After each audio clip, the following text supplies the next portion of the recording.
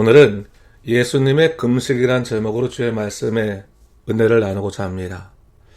매 사순절이 되면 우리 크리스찬들은 자신을 영적으로 돌아보고 주님께 좀 더 집중하기 위해서 경건의 삶에 힘을 씁니다.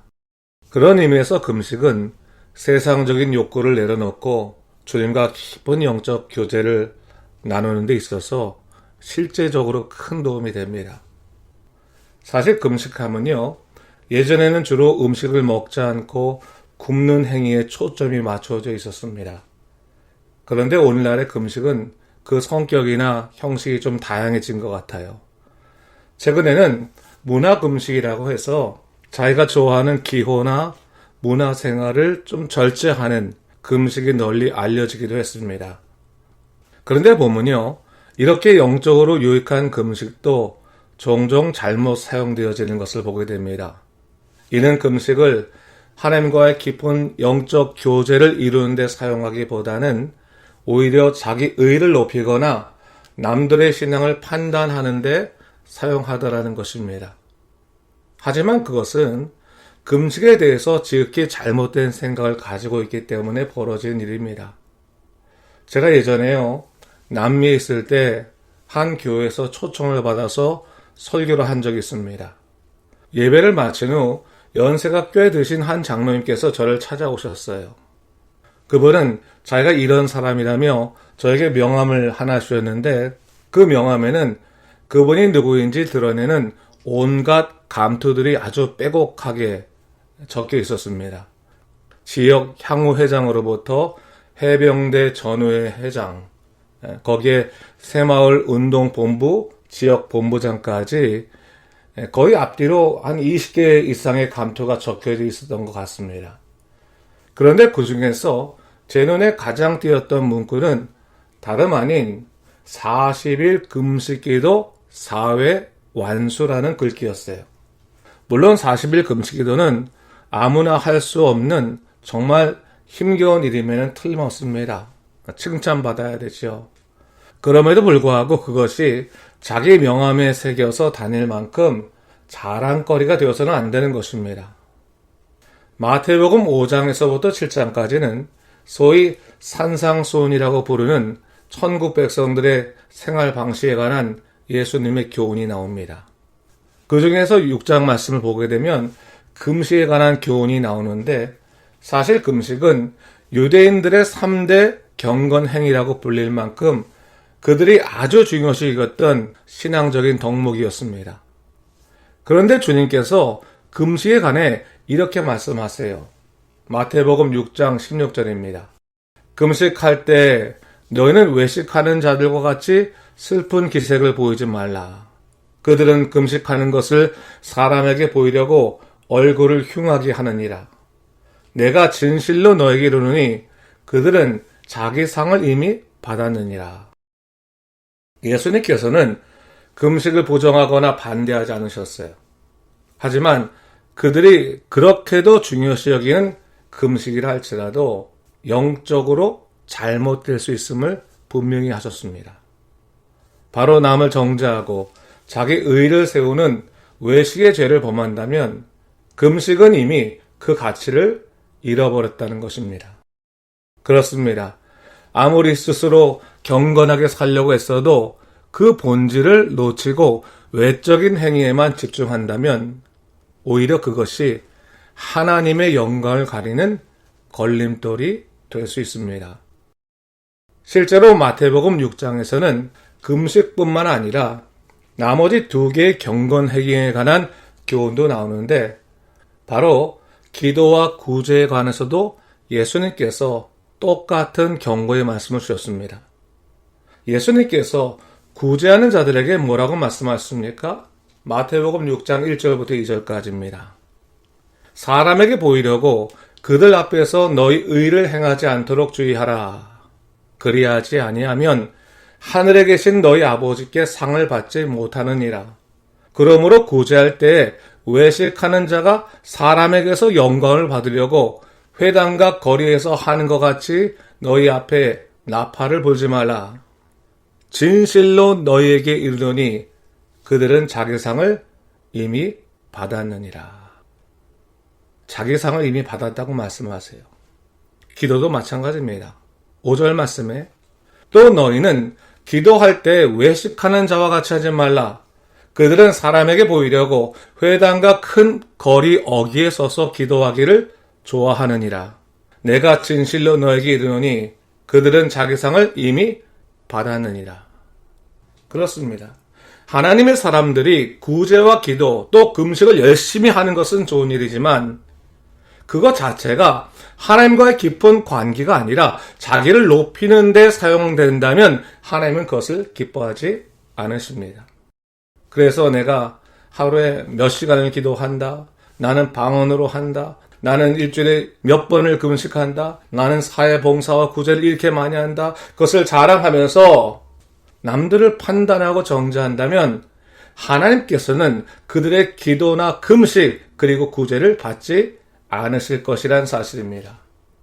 그래서 주님께서는 너희가 받을 상은 이미 받았다라고 말씀하시는 거예요. 그렇다면 오늘날 우리가 하는 이 금식과 같은 경건 행위가 혹시 하나님이 아니라 사람에게 향하고 있지 않나를 깊이 돌아봐야 되는 것이죠. 그러기 위해서 언제나 주의 말씀을 영적인 거울로 삼고 동시에 주님이 행하신 일을 나의 삶의 매뉴얼로 삼아야 할 것입니다. 오늘 우리가 주목하고자 하는 것은 예수님의 금식입니다. 예수님이 행하신 금식이 어떤 의미가 있으며 이를 통해 주님은 우리에게 어떠한 삶을 살기 원하시는지를 깊이 돌아보자는 것입니다. 오늘 우리가 읽은 이 본문의 말씀은 예수님께서 개인적인 삶을 넘어서서 소위 공생애로 나아가는 그 삶의 전환점에 있었던 하나의 사건을 다루고 있습니다. 본문 1, 2절을 보면 성경은 이렇게 말합니다. 그때 예수께서 성령에 이끌려 마귀에게 시험을 받으러 광야로 가사 40일을 밤낮으로 금식한 후에 줄이신지라. 예수님께서 광야로 가서 40일을 밤낮으로 금식하며 기도하셨습니다. 이미 앞에서도 말씀드렸지만 40일을 금식하며 기도하는 것은 결코 쉬운 일이 아닙니다. 육신의 에너지가 바닥이 날 정도로 체력이 저하됩니다. 그런데 여러분, 그렇게 육신이 연약해질 때 오늘 본문을 보니까 사탄이 그 때를 놓치지 않고 유혹합니다. 주님께서는 분명히 성령에 이끌리시어 광야로 나아가셨지만 마귀도 그 광야 때를 놓치지 않았다는 사실입니다. 그렇습니다. 우리 믿는 사람들도 병이 들거나 참아내기 어려운 고통스러운 사건을 경험할 때면 정말로 광야의 삶에 들어갈 것 같습니다. 사방을 바라봐도 해결할 길이 안 보여요.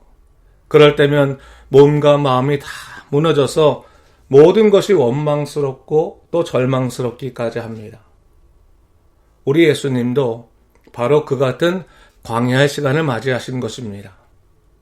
물론 주님께서 광야에 들어가신 것은 이제 곧 시작될 공생애를 예비하기 위해서 들어가신 것이었지만 주님 또한 40일간의 금식으로 그 육신이 연약해질 대로 연약해지셨습니다. 그런데 사탄이 바로 그때를 놓치지 않고 주님께 찾아와 시험한 것입니다. 그렇습니다.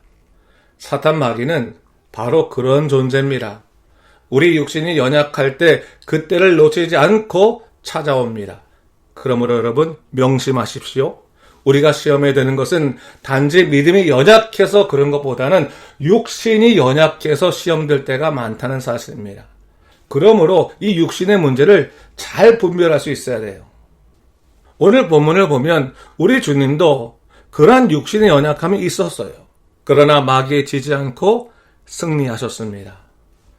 그리고 이를 통해 육신의 연약함으로 시험될 때 어떻게 이것을 극복할 수 있는지를 우리에게 친히 보여주셨어요. 그 방법의 본질이 바로 예수님의 금식에 담겨져 있는 것입니다. 우리는 보통 금식을 자꾸 밥을 굶는 것이라고 생각합니다. 그런데 여러분, 예수님이 보여주신 금식은 밥을 굶는 것이 아니라 기도와 말씀으로 채우시는 것이었어요. 금식은 못 먹어서 배고픈 것이 아니라 기도와 말씀으로 배부른 것임을 알아야 됩니다. 그런 의미에서 꼭 밥을 굶어야 금식할 수 있는 것이 아니라 오히려 밥을 먹으면서도 금식할 수 있어요. 성경적인 금식은 단지 밥을 먹지 않는 행위에만 초점이 맞춰져 있지 않습니다. 오히려 이보다는 하나님 뜻을 행하는 것에 더 초점이 맞춰져 있습니다. 이사야서 58장 6절 말씀 보게 되면 하나님께서 기뻐하시는 금식에 대해서 이렇게 말합니다. 내가 기뻐하는 금식은 흉악의 결박을 풀어주며 멍에의 줄을 끌어주며 압제당하는 자를 자유케 하며 모든 멍에를 꺾는 것이 아니겠느냐. 또 줄인 자에게 네 양식을 나누어 주며 유리하는 빈민을 집에 들이며 헐벗은 자를 보면 입히며 또 내 곤욕을 피하여 스스로 숨지 아니하는 것이 아니겠느냐. 이사야서에서도 하나님이 기뻐하시는 금식은 밥을 굶는 것이 아니라 오히려 압제당하는 자를 자유케 하고 줄인 자에게 양식을 나누어주며 유리하는 자들을 집에 들여 따뜻하게 대해주고 헐벗은 자들을 입혀주는 사랑의 나눔이다. 그렇게 말을 합니다. 그런 의미에서 금식의 형식보다 중요한 것이 정신이에요. 그리고 그 정신을 예수님께서 직접 당신의 금식을 통해서 보여주신 것입니다. 오늘 본문에서 예수님께서 공적 생애를 준비하시면서 금식하신 것은 결국 우리의 시선이 이 땅이 아니라 하나님 나라로 나아가야 하는 것이고 금식의 능력도 능히 하나님의 선하신 뜻을 이루는 방향으로 나아가야 하는 것을 가르치신 것이죠. 그런 의미에서 오늘 예수님께서 육신의 문제를 들고 온 사단을 어떻게 대처하셨는지를 보여주시면서 이를 이기게 한 금식의 능력이 무엇인지를 친히 보여주고 계신 것입니다. 오늘 본문에서 사단이 예수님을 공격한 육적인 시험은 크게 세 가지 영역이었습니다. 첫 번째는 줄이신 예수님에게 돌을 떡으로 만들어 먹으라고 이야기하는 것이었고, 두 번째로는 예수님을 성전 꼭대기로 데리고 올라가서 네가 만일 뛰어내리면 천사가 너를 받게 할 것이라고 하는 그러한 유혹을 했고, 세 번째로는 예수님을 산으로 데리고 올라가서 네가 나에게 절을 하게 되면 내가 이 천하만국을 다 너에게 주겠다라고 그렇게 이야기하는 것이었습니다. 사실 이 세 가지 유혹은 우리가 살아가면서 직면하게 되는 가장 연약하고도 포기하기 어려운 육적인 욕망의 영역들입니다. 첫 번째는요, 먹고 사는 문제가 얽혀있는 생계 영역입니다. 두 번째는 남들이 나를 어떻게 보는가 그 안목의 문제를 다루고 있는 자존심의 영역입니다.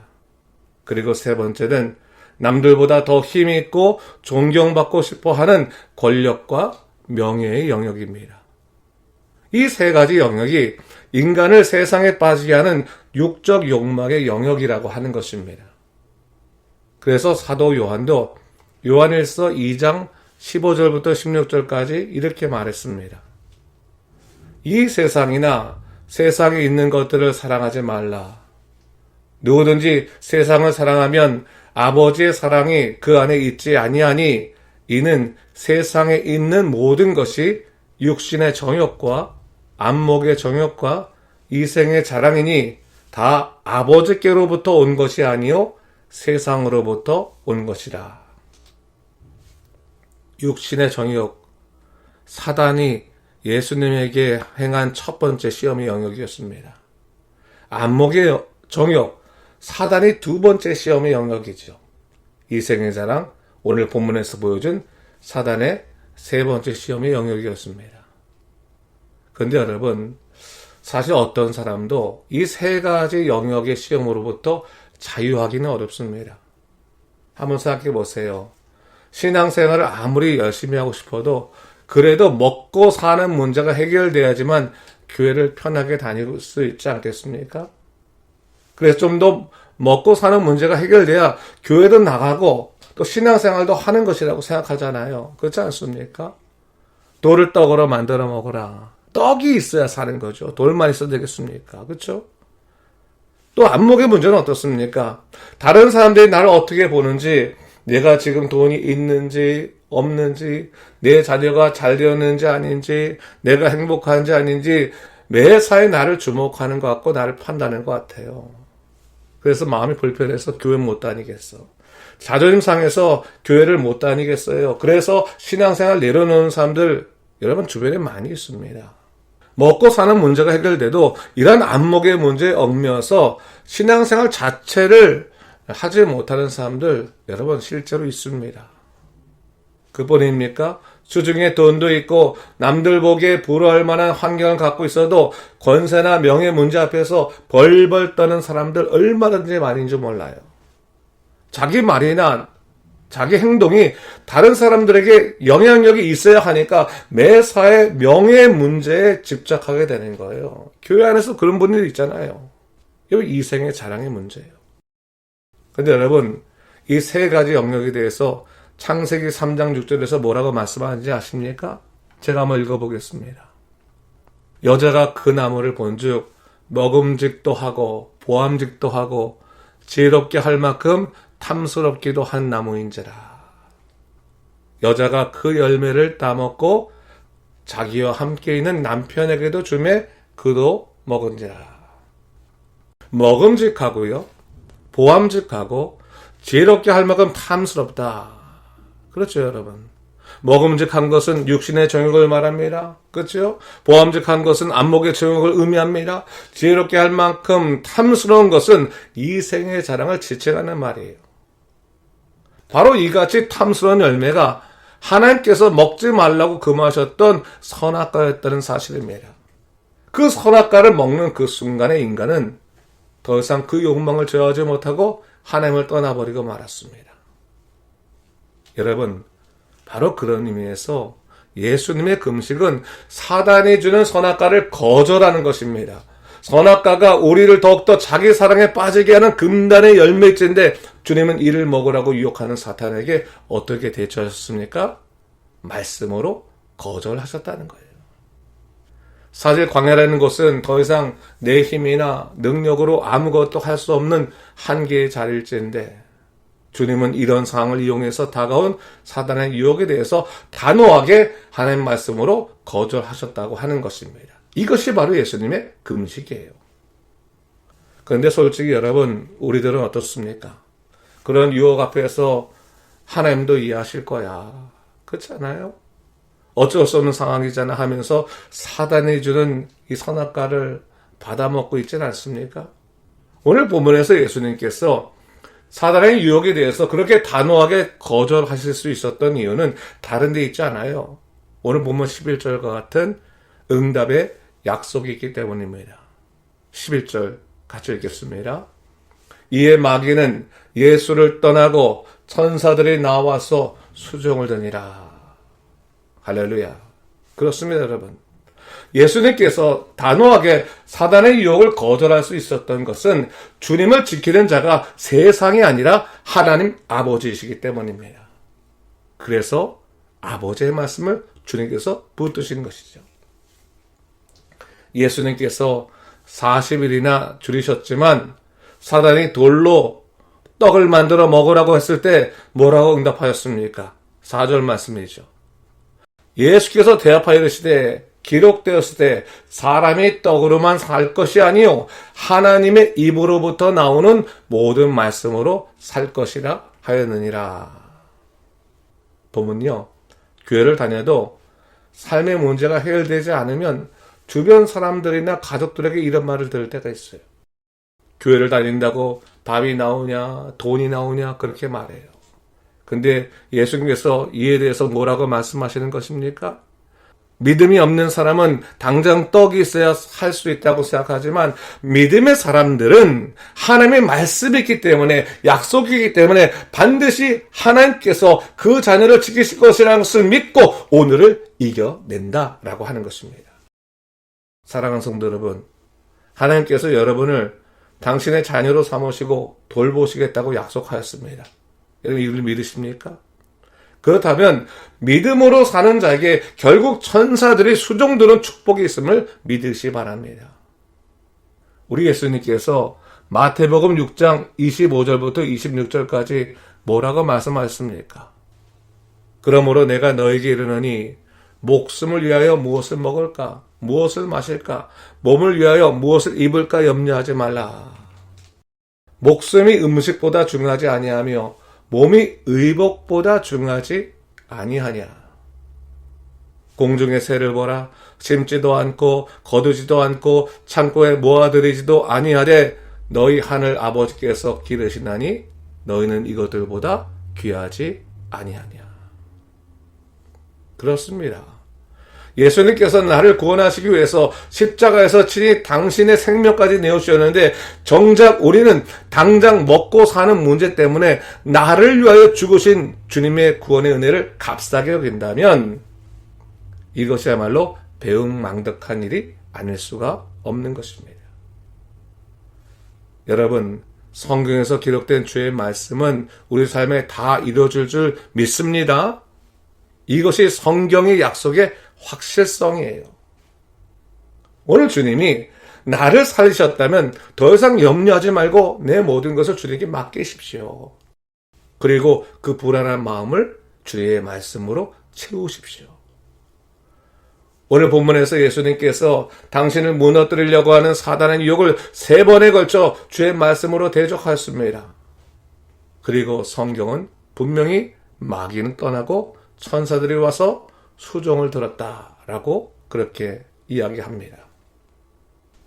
여러분, 예수님의 금식을 따라 사는 삶은 우리를 이 땅에서의 삶에서부터 벗어나서 하나님 나라의 백성으로 사는 삶을 살게 합니다. 그리고 나를 공격하는 마귀를 대적하고 천사의 수종을 받는 이기는 자의 삶을 살아가게 하는 것입니다.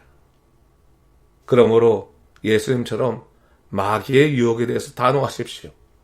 주의 말씀으로 살겠다고 결단하는 것, 그것이 바로 금식인 것입니다. 그러면 천사들이 우리를 돌봅니다. 세상 것 없어도 주님만 있으면 나는 산다. 주님만으로 나는 세상을 이길 수 있다. 선포해야 하는 것입니다. 사랑하는 성도 여러분, 사순절 기간을 지내는 동안 형식적인 행위에 매이지 마시고 적극적으로 사단의 유혹을 이겨내시고 더 나아가 내 주변의 사람들 돌보시고 그리고 주의 말씀을 따라 믿음으로 굳건히 바로 서십시오. 바로 이것이 하나님이 기뻐하시는 금식입니다. 교회를 오래 다녔다고 신앙생활 다 잘하는 건 아닙니다. 예수의 말씀에 따라 살아가야 되고 서로 사랑하고 돌보고 희생해야 됩니다. 주님이 기뻐하시는 금식이에요. 바로 하나님의 뜻을 이뤄내는 것입니다. 이 믿음으로 살아가는 우리 모두가 되시기를 주님의 이름으로 축원합니다.